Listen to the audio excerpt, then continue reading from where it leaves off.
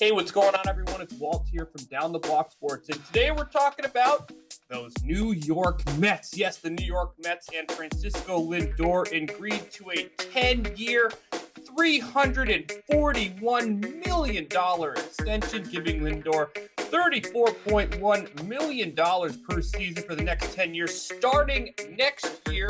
Thank you for the Mets and Lindor for making those numbers so easy for me to not even need to break out a calculator. This is the third largest contract in Major League Baseball history. Now, for those of you, obviously, Francisco Lindor is now a New York Met. He was traded from the Cleveland Indians earlier this offseason with Carlos Carrasco for a couple of prospects and guys like Ahmed Rosario to the Cleveland Indians. A great trade for the New York Mets. I thought they got it for cheap. Jimenez is a very good prospect, but when you're taking someone like Francisco Lindor and not giving up one of your top prospects, in my opinion, you're a winner in the deal. Now, when it looked at kind of the negotiation aspect of this and getting this deal done, I had a feeling they were going to do it. Steve Cohen, the billionaire owner, his first year as the New York Mets owner, was talking a big game heading into the season, even posted on social media fans' thoughts on what he should give to Francisco Lindor. You know, we get closer to opening day. Now, opening day was a deadline. Francisco Lindor is a free agent next year. You know, a lot of people looked at it like, are they going to get this deal done?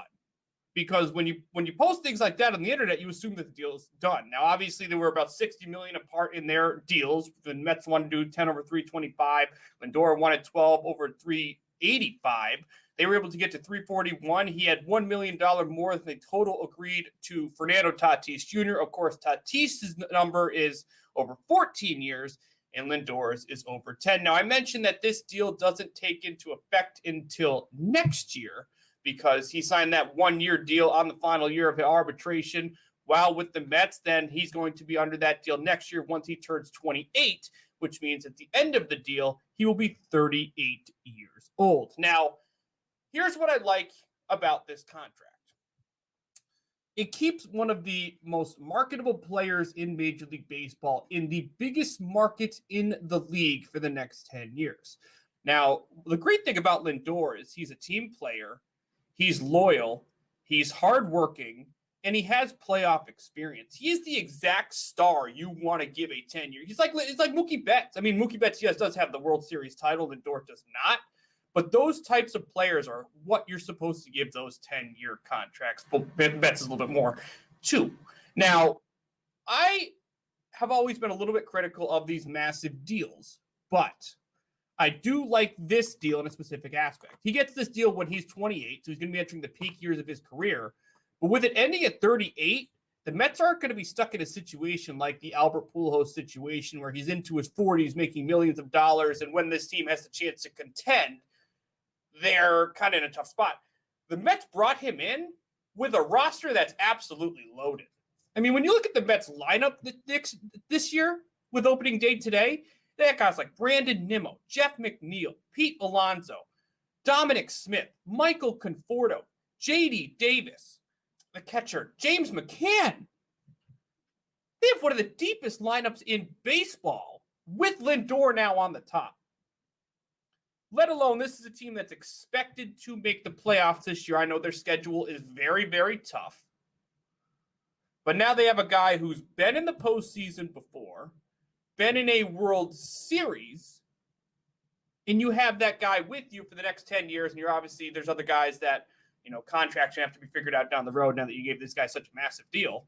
But now the Mets have the best pitcher in baseball, the best shortstop in baseball, on a team that has to really do something. I got to give a lot of credit here to the New York Mets and Steve Cohen, because the previous era for the New York Mets was a joke. They'd pay the wrong guys way too much money. They'd be in a situation to actually get someone, then back out. They'd be in that middle, are we good? Are we contending? Are we not contending? Are we rebuilding? In a year where they had the chance to rebuild, they gave up Jared Kelenic in a deal that brought them Edwin Diaz, who was good last year, but is prone to blowing saves, and Robinson Cano, who's not even on your roster for this year. Now they bring in Steve Cohen. He brings that energy. Players want to play for him. Brings back Marcus Stroman. Adds James McCann.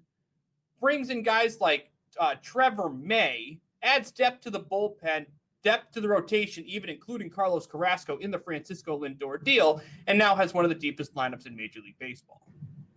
I think it is amazing for Francisco Lindor that he now has the ability to play in a big market like New York. And let alone, it's not just the Yankees anymore. The New York Mets have the richest owner in sports. Now, has he made some questionable moves on social media? Yes, and I do think that that's something you need to learn as a new owner entering a new business. But who doesn't have to deal with that transition in their career?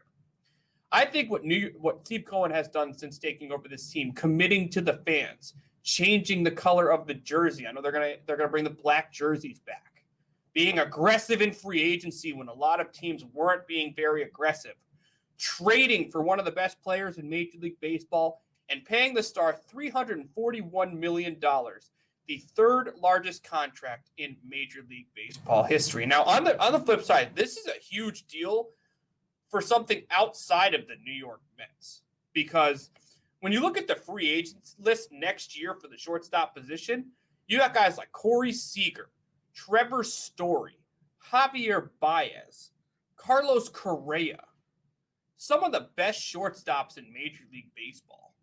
And obviously, when you take that group of players, you throw Lindor in there because he would have been a free agent if he didn't sign this deal. Lindor is the best of them.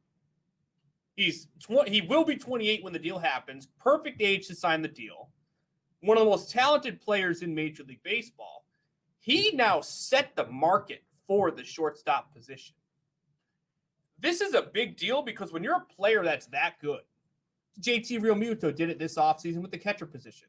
Mookie Betts and Mike Trout have done it with the outfield position, even though I think those two are on a complete other level than a lot of other stars in Major League Baseball. But Francisco Lindor got his extension, is in a major market that he can, shine in. He's got a smile like Magic Johnson. Jim Bowden says it all the time on MLB Network Radio. One of the most kind players in Major League Baseball, a team player, an energy guy, a winner. Guess what, Mets fans? You guys have that for the next 10 years. And this contract doesn't bleed into his 40s. And while he's going to be his most productive, you have Jake DeGrom in his peak. You have one of the deepest lineups in Major League Baseball. I'm a fan of the move. Great job getting it done by Steve Cohen and the New York Mets. That's going to be it for this episode of my recap of the New York Mets at the right before opening day, signing Francisco Lindor to that extension. What do you think of the mega deal for Francisco Lindor? Again, 10 years, $341 million. Feel free to comment that below. Also, don't forget to like this video and subscribe to Down the Block Sports for more of my exclusive content. Thank you, everyone, for tuning in, and we'll see you very soon.